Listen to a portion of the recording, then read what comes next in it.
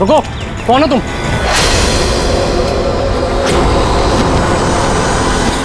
तुम नहीं नहीं, यहाँ तुम नहीं हो सकते। नहीं नहीं नहीं। ए रुक, अरे यहाँ आने की परमिशन नहीं है किसी को। वॉचमैन पकड़ो इसे।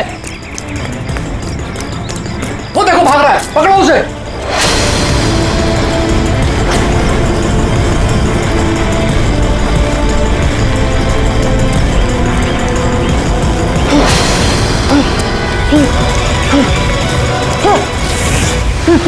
तुम यहाँ भी नहीं नहीं नहीं, तुम यहाँ नहीं हो सकते। नहीं नहीं।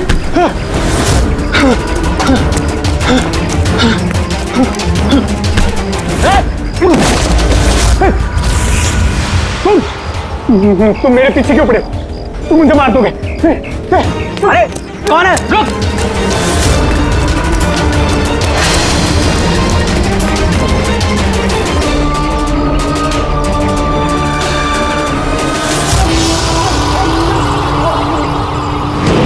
परेश, तुम कहाँ हो?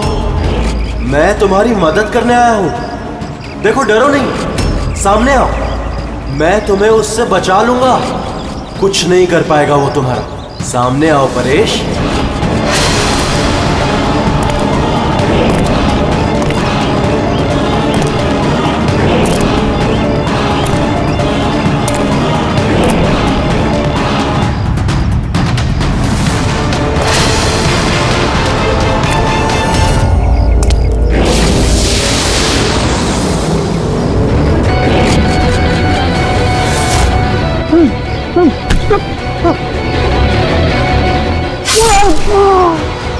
ए, कौन है वहां पे? हाँ?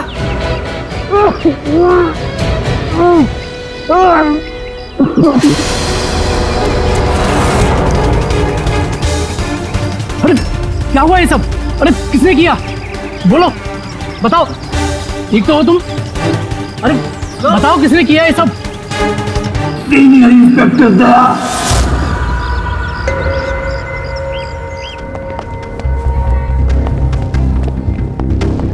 हाँ डॉक्टर साहब। पेशेंट खतरे के बाहर है, लेकिन अभी भी बेहोश है। कौन है, कुछ पता चला? हाँ, इसका नाम परेश है, लेकिन अभी तक बेहोश है। होश में आने के बाद आप लोग मिल सकते हैं। ठीक है डॉक्टर साहब, थैंक यू। वैसे आपने हमें क्यों बुलाया? इनके कारण। इनका कहना है कि हमला करने वाला आप ही की टीम का है। What? क्या बकवास कर रहे हैं आप? सीआईडी का काम होता है आम आदमी को मुजरिमों से बचाना, हमला करना नहीं, समझा? सब सच बकवास ही लगता है, लेकिन ये बकवास नहीं है, क्योंकि पीड़ित ने खुद मुझसे कहा है। क्या बताया उसने? किसने हमला किया उस पर, बताओ। दया। What? क्या क्या बोल क्या रहे हो? मैंने उसमें हमला किया? हाँ, उसने मुझसे यही कहा है कि आपने ही उस पर हमला किया है और आप उसे जान से मारना चाहते हो। क्या? मैं उसकी जान लेना चाहता हूं? हाँ सर, मुझे लगता है कि आपको दया को अरेस्ट कर लेना चाहिए। हमें हमारा काम बताने की जरूरत नहीं है, समझा? मुझे पता था कि आप अपने कलीग का ही साथ देंगे। देखा, चोर चोर मौसेरे भाई। ज्यादा जज मत बन, समझा? और तुम्हारी सर्टिफिकेट की जरूरत नहीं है हमें। परेश को कैसे जानते हो तुम? मैं उसे नहीं जानता सर। तो फिर? सर, ये हमारी कंस्ट्रक्शन साइट पर हमें मिला था। हमें देखकर ऐसे बिहेव कर रहा था कि जैसे इसने कोई भूत देख लिया हो, और फिर एकदम से अंदर भाग गया। और थोड़ी देर बाद इसकी चीख हमें सुनाई दी। जब हम वहां पहुंचे तो वो बुरी तरह जख्मी हालत में पड़ा था, और उसने उसी हालत में हमें बताया कि उस पर हमला दया ने किया है। मैं एक समय पे दो जगह पे नहीं हो सकता। मैं सुबह से ब्यूरो में था। तसल्ली के लिए तुम वो सीसीटीवी फुटेज देख सकते हो, समझे? लेकिन फिर उसने आपका नाम क्यों लिया? एक काम कीजिए, अब जाइए यहां से, जाइए। बहुत बोल दिया। Thank you very much doctor साहब। समझ में नहीं आ रहा था, जब तुम ब्यूरो में ही थे तो फिर परेश ने ऐसे क्यों कहा कि दया ने उस पर हमला किया?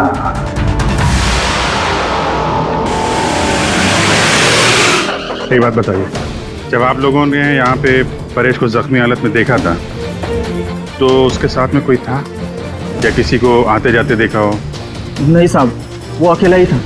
लेकिन सर, उसने इंस्पेक्टर दया का पता है, उसने दया का नाम बोला। हम यहाँ वो जानने आए जो उसने नहीं बोला, समझे आप? और दया ऐसा नहीं कर सकता। सर आप इतने यकीन से कैसे कह सकते हैं कि दया सर ऐसा कुछ नहीं कर सकते हैं? जो आदमी अपनी जान दांव पे लगा के दूसरों की जान बचाता हो वो किसी का खून नहीं कर सकता। खुद से ज्यादा मुझे दया पे भरोसा है, समझे?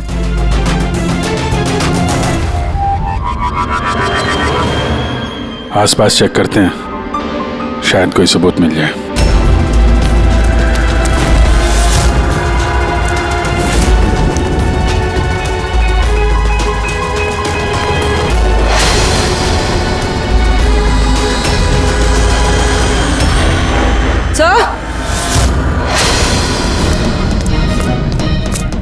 सर ये देखिए। ओह नो, है कौन ये? जिंदा है। हेलो एम्बुलेंस, ये मालमणी के पास अंडर कंस्ट्रक्शन बिल्डिंग है, वहां पे भेजो जल्दी। तुम लोग जानते हो इसे? ये तो सुबह सर है, ये 2-3 बार पहले फ्लैट देखने आ चुके हैं। लेकिन सर इसे हुआ क्या है? शायद ऊपर से गिरा है।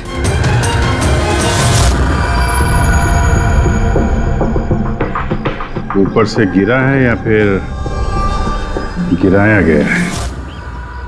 पेशेंट की कंडीशन स्टेबल है, ये बहुत जल्द होश में आ जाएगी। गुड।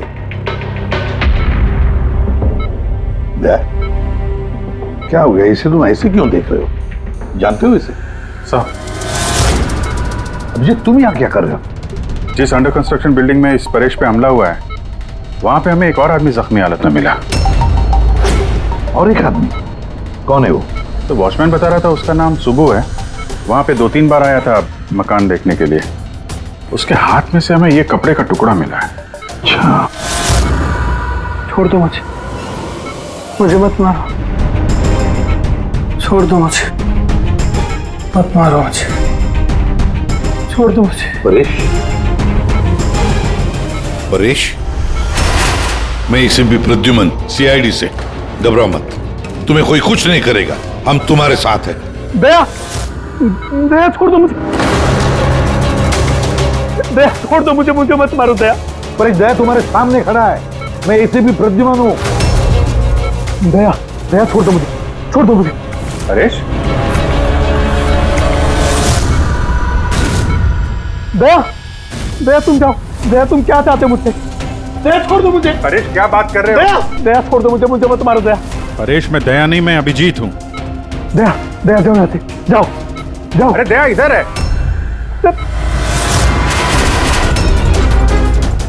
दया छोड़ दो मुझे, मुझे मत मार दो दया। परेश इधर देखो, हम पहले मिल चुके हैं, तुम जानते हो मुझे। दया छोड़ दो मुझे, मुझे मत मारो। सब दया हो, तुम सब दया हो, मुझे मत मारो। डॉक्टर, दया छोड़ दो मुझे। डॉक्टर, दया छोड़ दो मुझे। डॉक्टर साहब, देखिए ना क्या हो गया इसको? दया छोड़ दो मुझे, मुझे एक मिनट, सब दया कुछ नहीं होगा तुम्हें, एक मिनट। सब दया हो तुम, सब दया हो तुम सब दया हो, तुम सब दया हो।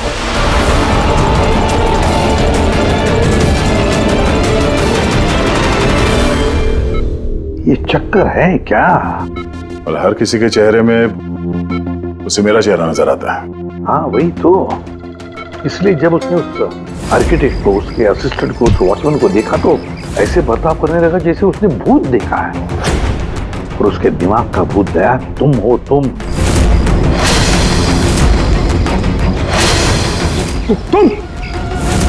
और इसीलिए उसे लगता है कि तुमने उस पर हमला किया है, क्योंकि हमलावर में भी वो तुम्हें ही देख रहा होगा।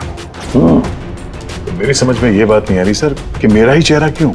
दया, तुम कह रहे थे ना इसे तुम पहले से जानते हो, कैसे? सर लगभग 15 साल पहले मैंने इसे गिरफ्तार किया था सर। हाँ, और 2 साल पहले ये जेल से छूट गया, और पिछले 2 साल में अलग अलग केस में मैंने इसे 2 बार अरेस्ट किया सर। अभिजीत, ये परेश पुराना मेहमान है दया का।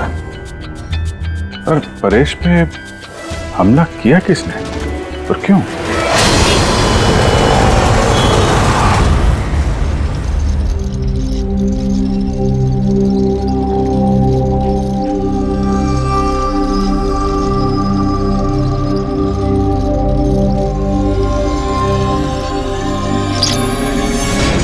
अरे मैडम जरा ध्यान से।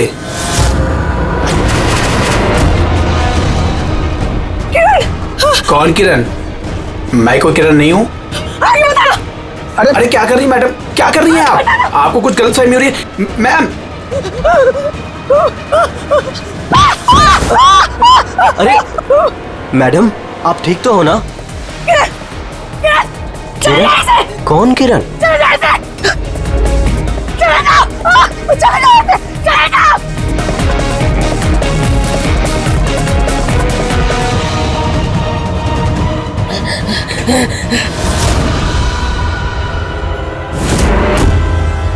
क्यों सुबह, कैसी तबीयत है तुम्हारी? सर पैर की हड्डी टूट गई है और बाकी इधर उधर थोड़ी सी चोटें लगी हैं। मुझे एक बात बताओ, क्या हुआ था उस दिन? हाँ? वो आदमी सीढ़ियों से भाग रहा था जब मैं उससे टकराया, और जब मैंने उसके हाथ में चाकू देखा तो मैंने शोर मचाया और उसे पकड़ने की कोशिश की, लेकिन तब उसने मुझे धक्का दे दिया और मैं नीचे गिर गया। उसके बाद सर कुछ याद नहीं। सुबह, तुम्हारे हाथ में से हमें वो जो एक कपड़े का टुकड़ा मिला था लाल कलर की चौकड़ी का, क्या वो उस आदमी की शर्ट का टुकड़ा था? जी सर, शर्ट पहना था उसने वो, और हाथापाई के दौरान शायद वो मेरे हाथ में आ गया था। अच्छा ये बताइए, उस आदमी का चेहरा देखा था? सब कुछ इतनी जल्दी में हुआ कि कुछ याद नहीं। ठीक है, अब तुम जाओ, अगर जरूरत पड़े तो हम तुमसे फिर मिलेंगे, ठीक है? Please, thank you sir. जाओ।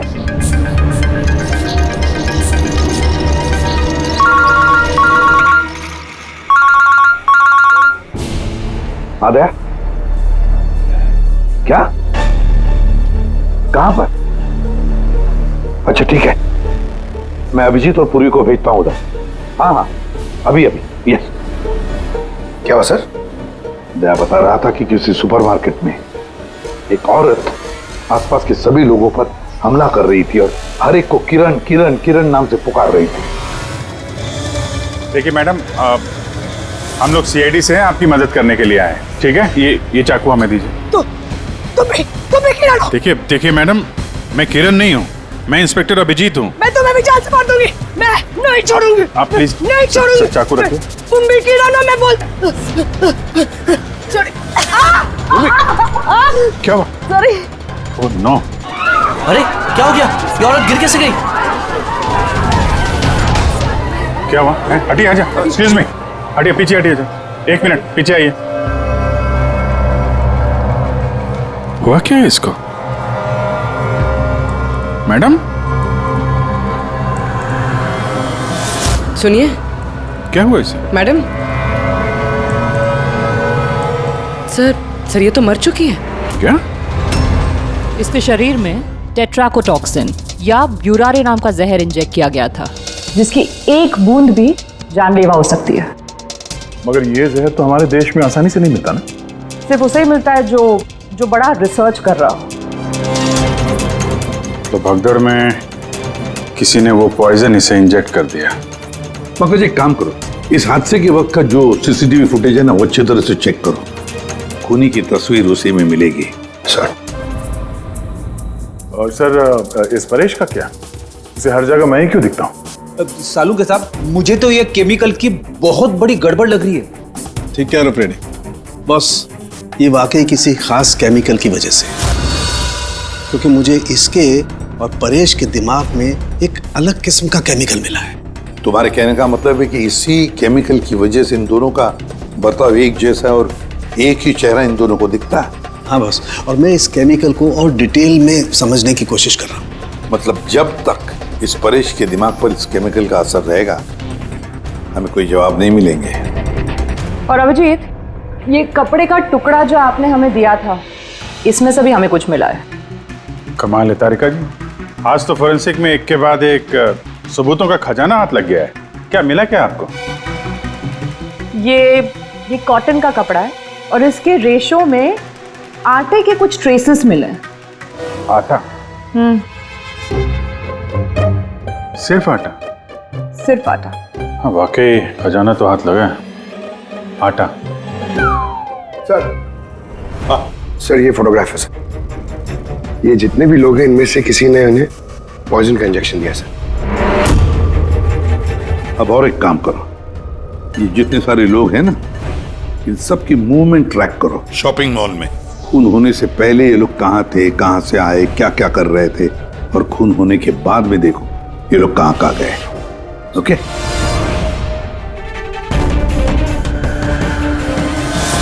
सर, मैंने इस औरत का बैकग्राउंड चेक किया। इसका नाम शिप्रा है। ये एक हाउसवाइफ थी। सर, परेश तो फिर भी एक मुजरिम है, उसकी कई दुश्मन हो सकते हैं, लेकिन इसकी किससे क्या दुश्मनी हो सकती है?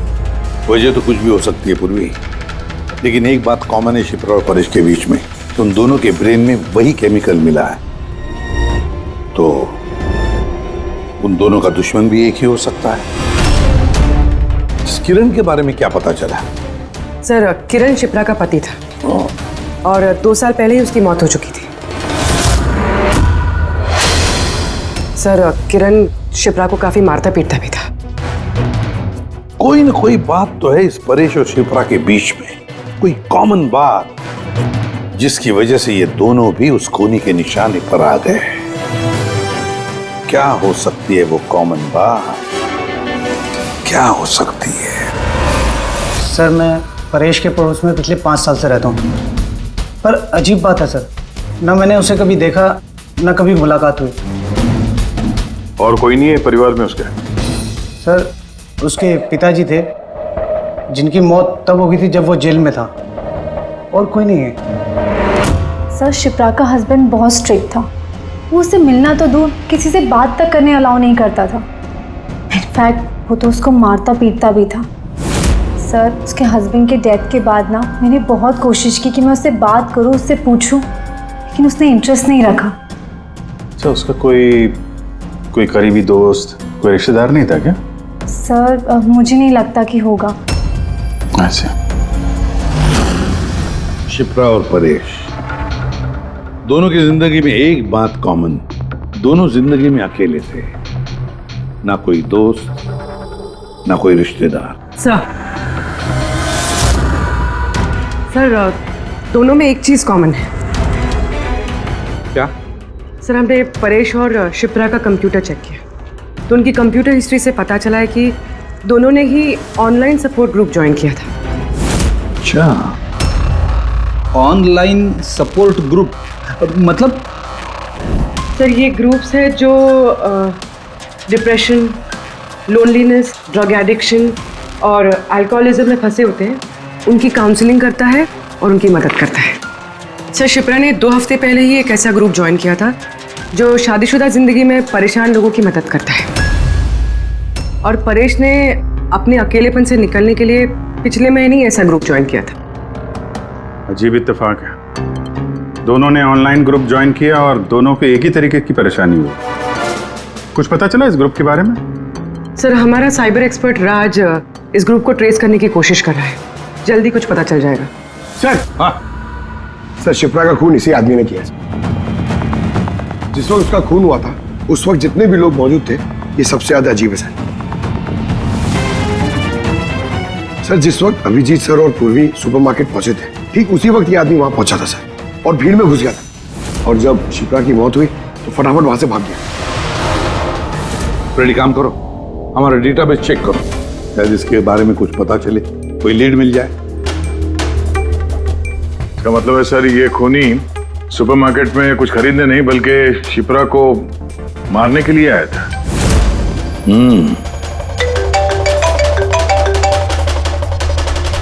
हाँ राज, ओके, ठीक है, तो तुम मुझे एड्रेस SMS कर दो। Thank you sir. Cyber expert Raj का फोन था, उसका कहना है कि ये दोनों ग्रुप्स एक ही IP एड्रेस से बनाए गए हैं। एक ही कंप्यूटर से? हाँ सर। IP का एड्रेस मिला है? हाँ सर, अंधेरी में एक प्रिंटिंग शॉप है, ये दोनों ग्रुप्स वहीं से बनाए गए हैं। बस, तो फिर अभिजीत, तुम और पूर्वी जाओ वहां पर और देखो कौन है इस सबके पीछे और उसका क्या कनेक्शन है। सर,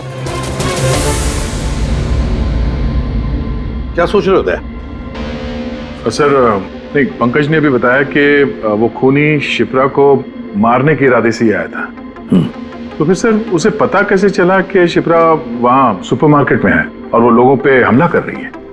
वो शिप्रा को फॉलो कर रहा होगा सर। अगर फॉलो कर रहा था तो अभिजीत और पूर्वी के वहां सुपरमार्केट में पहुंचने से पहले वो मार के निकल जाता, बाद में नहीं मारता उसे। अभिजीत को सुपरमार्केट पहुंचने में 20 मिनट लगे और खूनी को भी वहां पहुंचने में 20 मिनट लगे, तो इसका मतलब है दोनों को भी खबर एक ही वक्त पहुंची थी। तो कहीं ऐसा तो नहीं कि इंफॉर्मेशन खूनी को हमसे ही गई हो? हमारे यहां से इंफॉर्मेशन? हाँ, हो सकता है। क्या कहीं ऐसा तो नहीं कि जब हम परेश को देखने गए थे हॉस्पिटल में, उस वक्त खूनी वहां पर मौजूद था और उसने मेरी बातें सुन ली हो? खूनी हॉस्पिटल में कर क्या रहा था? क्या परेश खूनी के हाथों पहले तो बच गया था। हो सकता है खूनी अपना अधूरा काम पूरा करने हॉस्पिटल आया था, परेश को खत्म करना चाहता था इसलिए।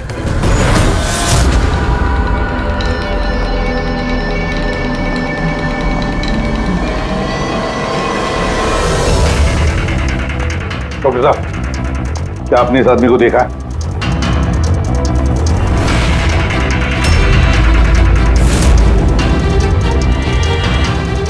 भाई साहब, ये आदमी को देखिए जरा, इस हॉस्पिटल में इसको देखा है कहीं?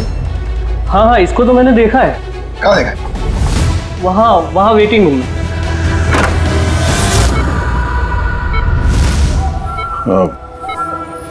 यहाँ कोई आया था क्या? नहीं सर, यहाँ कोई नहीं आया। ठीक। हाँ दया सर, परेश तो ठीक है पर वो खूनी अभी तक दिखा नहीं। कहीं तो छुप कर बैठा ही है दया, सही वक्त का इंतजार कर रहा है। वेटिंग रूम में भी चेक किया सर, वहां भी कोई नहीं है। तो यही पता है, पर कहाँ छुप कर बैठा है ये?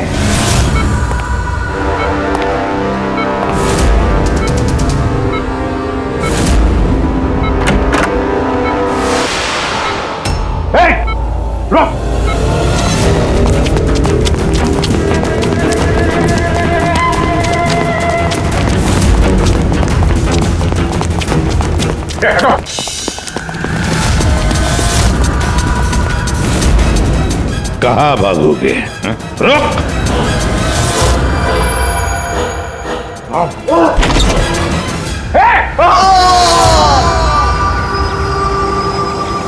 My God. हाँ भाई, क्या मिला? सर, ये दोनों साइड डिलीट किए जा चुके हैं, अब वो ऑपरेशनल नहीं है। मतलब अपराधी ने सबूत मिटा दिया? जी सर, पर सर कुछ इंटरेस्टिंग चीजें मेरे हाथ लगी है। क्या? ये देखिए सर, इसी आईपी एड्रेस से, इसी कंप्यूटर से उस तरीके के 6 और ऑनलाइन सपोर्ट ग्रुप बनाए गए हैं। तो लोगों को फंसाने के लिए ऐसे कई ग्रुप बनाए गए हैं? बिल्कुल सर। सर, बाकी ग्रुप डिटेल में चेक कर लेता हूँ। मतलब सर, परेश और शिप्रा के अलावा और भी कई लोग हैं जिन्हें इन लोगों ने फंसाया है। मगर सर, मकसद क्या हो सकता है इस तरह से साइट बना के लोगों को टारगेट करने का? वही केमिकल से रिलेटेड कुछ होगा। ये कुछ मिला रजिस्टर में? हाँ सर। सर, पिछले 3 महीनों में 85 लोगों ने एक कंप्यूटर यूज किया है। सबकी डिटेल्स चेक करनी पड़ेगी। ठीक है सर, ये देखिए, 6 में से 5 ग्रुप डिलीट किए जा चुके हैं, लेकिन अभी भी एक सपोर्ट ग्रुप एक्टिव है और अभी भी उसे कोई ऑपरेट कर रहा है। Enhancing the life of lonely people, मतलब साफ है, ग्रुप बनाया जाता है, तना लोगों को फंसाया जाता है और बाद में ग्रुप डिलीट। तब उन्हें एक और शिकार की जरूरत है। एक आइडिया है पूर्वी? कुछ पता चला इस आदमी के बारे में? फिलहाल तो कुछ नहीं। वॉलेट के अलावा इसके पास कुछ भी नहीं मिला है, मोबाइल फोन तक नहीं। तो हमारे पास कोई सुराग नहीं है। दया, ये केस दिखता उतना सिंपल नहीं है, बहुत बड़ा षड्यंत्र है ही है। कई सारे लोग इसमें इन्वॉल्व है। ये तो इस खेल का मोहरा लग रहा है सर, वो भी भाड़े का। और इस केस का मास्टरमाइंड अभी भी आजाद घूम रहा है, अपने नए शिकार की तलाश में होगा। जल्द से जल्द ढूंढना होगा सर इसे। हाँ पंकज, आराम से। बस खड़े। ये क्या ही था उनके? सर, आप ये क्या खेल खेल रहे हैं पंकज के साथ? नहीं नहीं, ये कोई खेल नहीं है।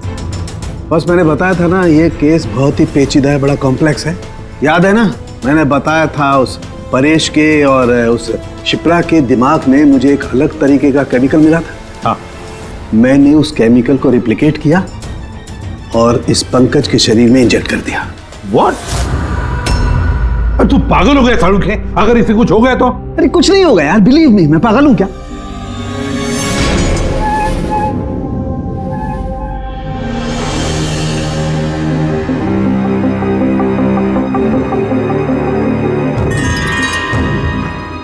पंकज, अब आंखें खोलो, देखो तुम्हारे सामने कौन खड़ा है।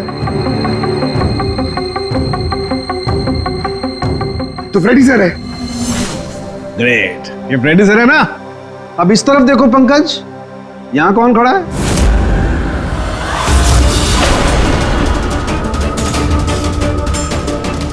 ये कैसे हो सकता है? ये इधर फ्रेडी सर, यहां फ्रेडी सर। मतलब शाहरुख है, ये परेश और शिप्रा के साथ यही हो रहा?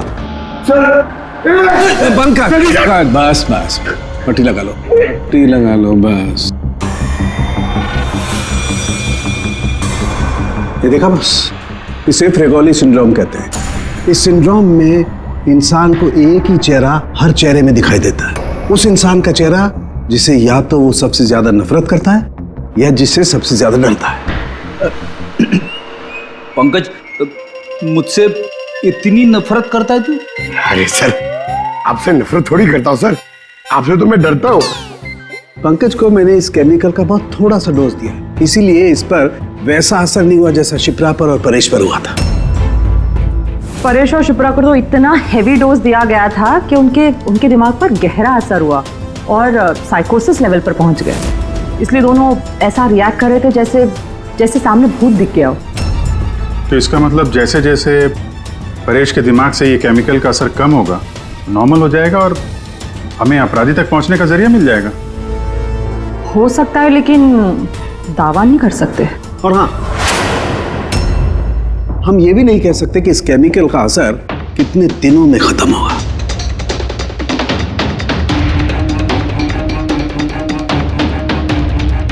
अगर हम परेश के ठीक होने का इंतजार करेंगे तो बहुत देर हो जाएगी। हमें कोई और तरीका ढूंढना होगा, कोई और तरीका। हाँ पूर्वी। सर, मैंने वो ऑनलाइन ग्रुप पे रजिस्टर कर लिया है और डिटेल्स भी एकदम परेश और शिप्रा की तरह थी। नो फ्रेंड्स, नो फैमिली, एकदम अकेले। उन लोगों को ऐसे लोगों की तलाश है। ये तुम्हारा ट्रैकर, इससे पता चलता रहेगा तुम्हारे मूवमेंट के बारे में। और ये तुम्हारा कैमरा। हमारे पास सिर्फ ये वॉलेट है सर, उस आदमी की पहचान और असलियत जानने के लिए, और ये कुछ चीजें मिली है साथ में। पेट्रोल पंप का बिल, ये होटल का मैच बॉक्स, खरीदा हुआ मैच बॉक्स, ये नंबर किसका है? ये सेलफोन लगता है किसका?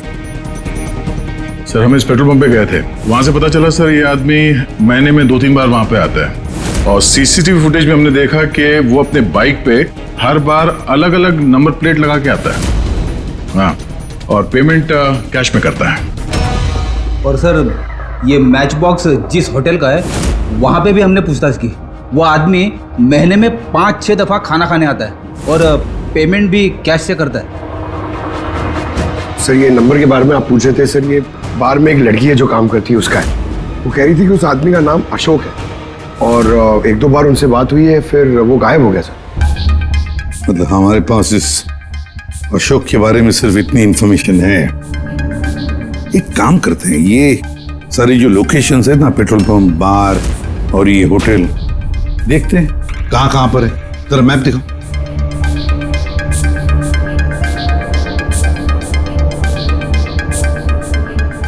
ये वो जगह है जहाँ पे वो पेट्रोल पंप है। सर यहाँ पे बाहर है सर। और सर ये होटल है। बार, ये होटल, पेट्रोल पंप। दया सर ऐसे नहीं लगता तुम्हें? देखो ना, ये सारे के सारे लोकेशंस 1 किलोमीटर के दायरे में है यहाँ से। हो सकता है सर उसका घर या ऑफिस इस जगह के आसपास ही कहीं। Are you ready? I'm ready. चल चल। हाँ सर मैं रेडी। अरे वाह, बहुत अच्छा गेटअप है।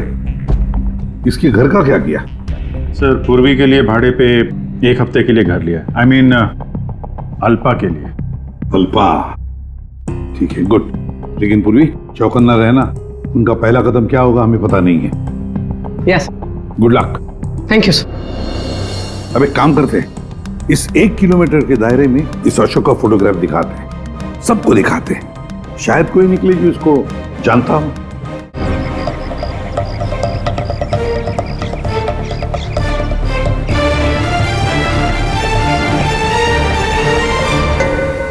पूर्वी।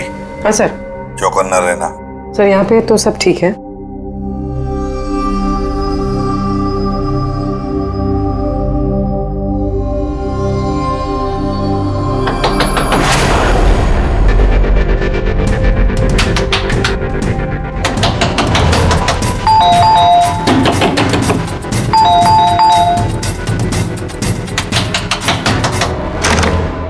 जी कहिए। वो मेरे पीछे ना कुछ गुंडे पड़े, मैं अंदर आ सकती हूँ प्लीज? 1 मिनट।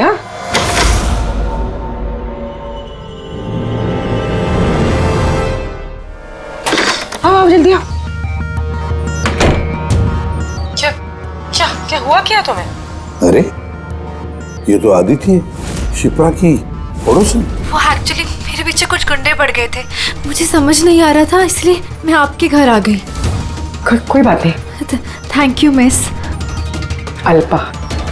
और तुम? अदिति। बैठो। अब प्लीज मुझे 1 गिलास पानी देंगे प्लीज? अभी लाती हूँ।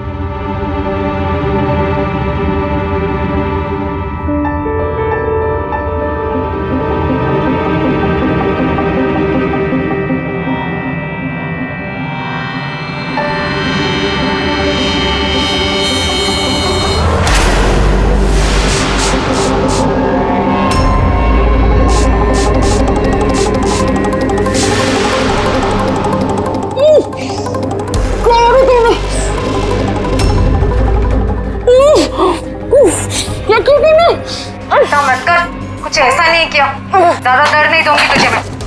पूर्वी,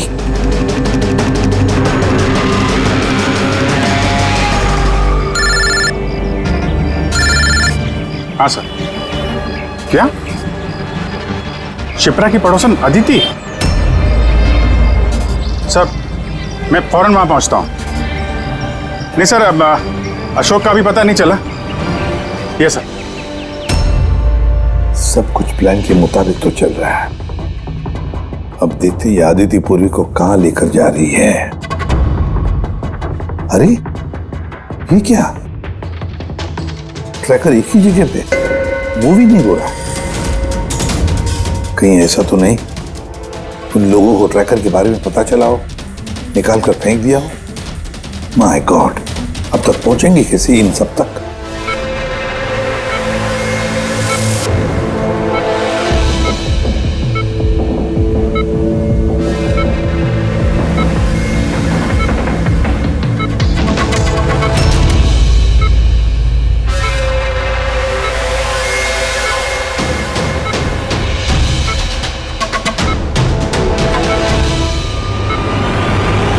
चलो तुम्हारे दवा का वक्त हो गया है, अब अच्छे बच्चे की तरह दवा लो और तुम बिल्कुल भी टेंशन मत लेना, तुम्हें ज्यादा दर्द नहीं दूंगी। कौन हो तुम? छोड़ो मुझे, छोड़ो मुझे। चिंता मत करो, मैं तुम्हें दर्द नहीं दूंगी। छोड़ो मुझे।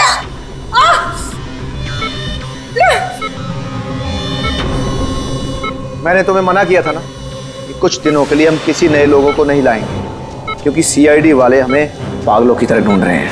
हमारी कोई भी लापरवाही हमें बहुत महंगी पड़ सकती है। सर अदिति का घर बंद था, दरवाजा तोड़ के हम लोग अंदर भी घुसे पर कुछ हाथ नहीं लगा सर। इस अशोक का भी कुछ पता नहीं चल रहा है। सर ऐसा लग रहा है हमारे लिए सारे रास्ते बंद हो गए। नहीं फ्रेडी, हमारे लिए कोई रास्ता बंद नहीं होता, हम सीआईडी वाले रास्ता बनाते हैं। सर वो लोग कहीं पूर्वी को केमिकल इंजेक्शन ना दे दे। नहीं, कुछ नहीं करेंगे वो लोग, पूरी को कुछ नहीं होगा। कोई तो बात हम मिस कर रहे हैं, कोई तो बात है जो हमसे छूट रही है, पर क्या क्या हो सकती है वो बात? सर वो कपड़े का टुकड़ा जो हमें सुबह के हाथ में मिला था, उसके रेशे में आटा मिला था हमें।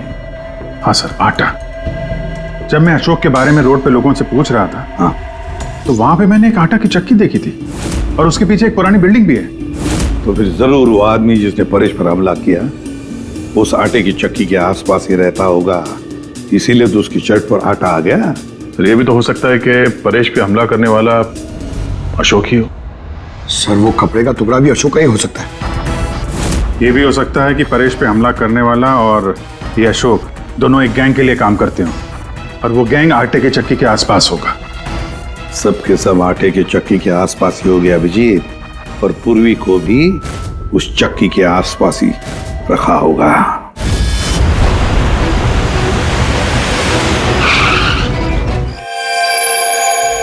कोई अपने जगह से नहीं लेगा, कोई भी नहीं। पूर्वी कहाँ है? अदिति, पूर्वी कहाँ है?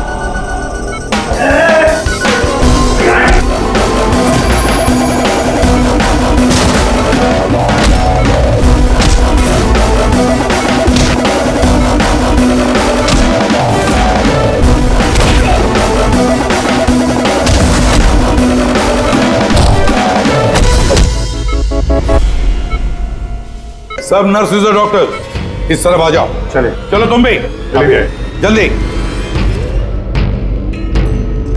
डॉक्टर अदिति, पूर्वी कहाँ है? पूर्वी कहाँ है?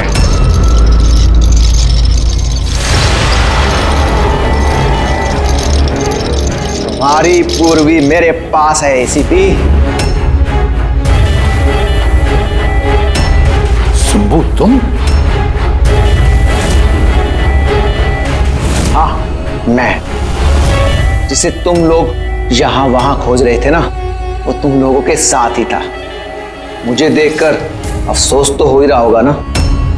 मुझे पता था सीआईडी कोई भी काम अधूरा नहीं छोड़ेगी, इसलिए मैं अपना हर कदम फूंक फूंक कर रख रहा था। लेकिन इस अदिति की बेवकूफी की वजह से सब गड़बड़ हो गया और मुझे फंसाने के लिए तुमने अपने इस ऑफिसर को मेरे पास भेज दिया।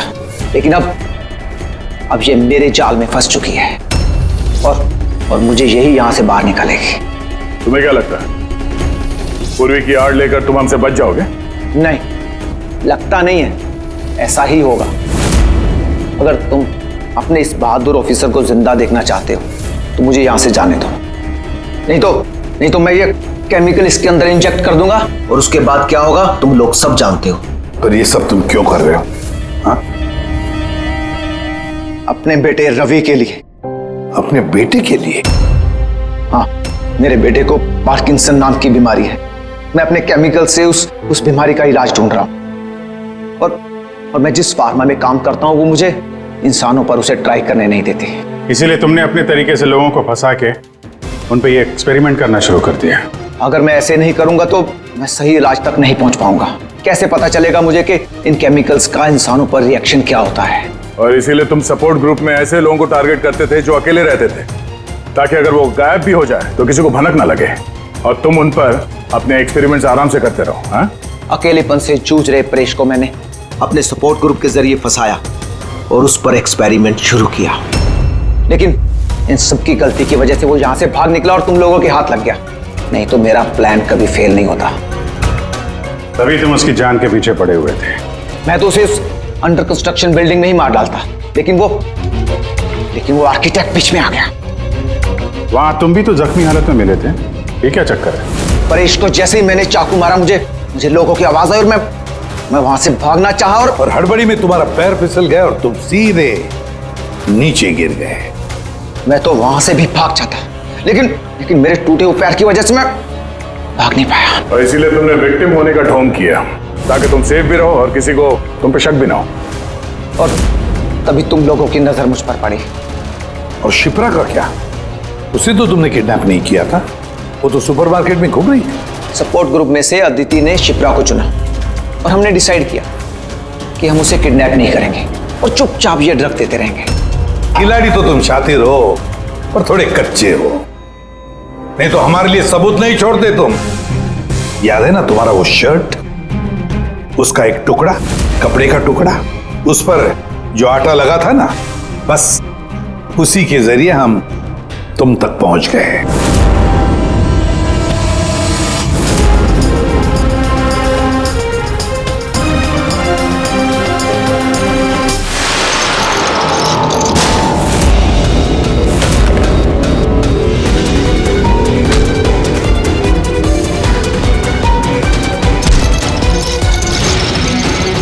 पूर्वी,